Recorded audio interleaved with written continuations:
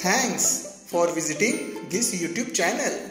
मुलांना मॅथ्समध्ये चॅम्पियन बनविण्यासाठी या यूट्यूब चॅनलला सबस्क्राईब करा आत्ताच. हॅलो चॅम्पियन्स, या जबरदस्त व्हिडिओमधून आपण बघणार आहोत ऑलिम्पिक गेम्स मधली मोटिवेशनल स्टोरी. सध्या काहीतरी ऑलिम्पिक गेम्स एन्व्हायरमेंट चाललंय, सध्या वातावरण आहे. ओके, थ्रिलिंग मॅच होत आहेत. ओके, सो बोललो की जबरदस्त अशा स्टोरी सांगूया ज्या फक्त स्टोरी तर नसतील तर त्या स्टुडंटसाठी पण एक मेसेज देतील, स्टुडंटसाठी पण एक छान लर्निंग असेल त्या स्टोरीमधून. अशा मी स्टोरीज घेऊन आलेलो आहे ऑलिम्पिक गेम्स मोटिवेशनल स्टोरीजमधून. ओके, चला तर बघूया आजची जबरदस्त स्टोरी. ही स्टोरी आहे ॲथलीट हाय जम्प फायनल 2020 जे ऑलिम्पिक गेम्स झाले त्याची. याच्यामध्ये खूप इंटरेस्टिंग गोष्ट आहे चॅम्पियन्स. हाय जम्पची जेव्हा फायनल झाली तेव्हा तुम्ही एक बघा, इथे लिहिले जी तॅम्बोरी इटली, त्याचा फर्स्ट रँक आहे, आणि एम बाशिम कतार याचा पण फर्स्ट रँक आहे, आणि त्याच्यानंतर प्लेअर आहे त्याचा थर्ड रँक आहे. सो इथे सेकंड रँकच नाही आहे. ओ वाव, समथिंग इंटरेस्टिंग.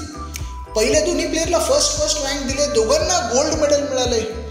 सो असं काय झालं होतं की त्या दोन्ही प्लेअरला गोल्ड मेडल मिळालं, दोघांना फर्स्ट रँक मिळाल्या.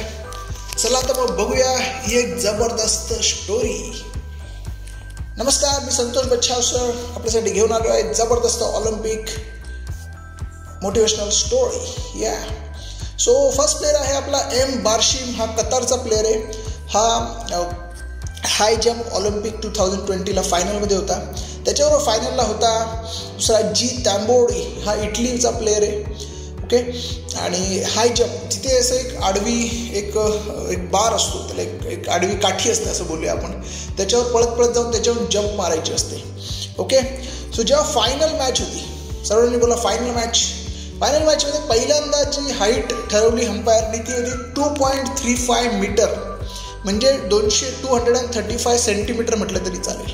ओके, पहिल्यांदा राऊंड झाला तेव्हा दोघा प्लेअरनी एम बार्शिम आणि जी तांबोरी दोघांनी 2.35 मीटर हाय जम्प मारली.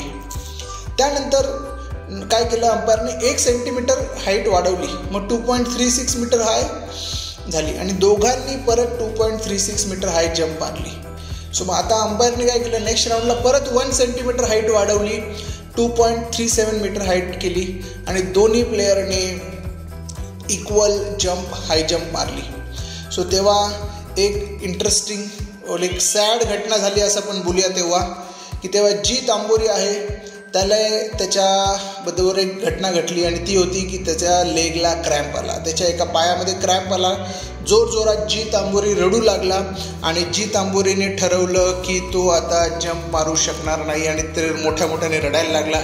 जी तांबोरीला वाटलं की माझं आता जे गोल्ड मेडल मिळवायचं स्वप्न होतं ते एकदम म्हणजे ते स्वप्न धुळीस मिळालं, स्वप्न ते टूट गया वो सपना, ऐसा लगा जी तांबोरी को.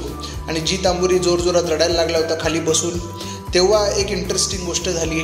तो बरोबरचा जो बार्शिम प्लेअर होता तो अंपायरकडे गेला, आणि अंपायरला त्याने एक गोष्ट म्हटली की अंपायर, मला वाटतं की आता माझ्याबरोबर कोणीच कॉम्पिटिशन नाही आहे, मी एक जम्प मारली तरी मला गोल्ड मेडल मिळेल, पण माझ्याबरोबर कॉम्पिटिशनच नाही आहे, तर मग त्याला काही अर्थच नाही आहे. No competition, no meaning, no स्पर्धा, नो महत्त्व. ओके, त्याला काय अर्थच नाही असं त्याला वाटलं. तो अंपायरकडे गेला आणि अंपायरला म्हटला, अंपायर, जर मी ही आत्ता जम्प नाही मारली, आता जी नेक्स्ट तुम्ही करणार आहे ती जम्प नाही मारली, तर तुम्ही गोल्ड मेडल आमच्या दोघांना देणार का, असं एम बार्शिमने अंपायरला सांगितलं. आणि अंपायरने डिस्कस केलं, आणि त्यांनी त्यांचे रूल्स चेक केले, आणि ते बोलले यस, तुम्ही जर आता जम्प नाही मारली तर गोल्ड मेडल तुमच्या दोघांना ते मिळण्यात येईल, दोघं नंबर 1 रँक असं डिक्लेअर केलं जाईल.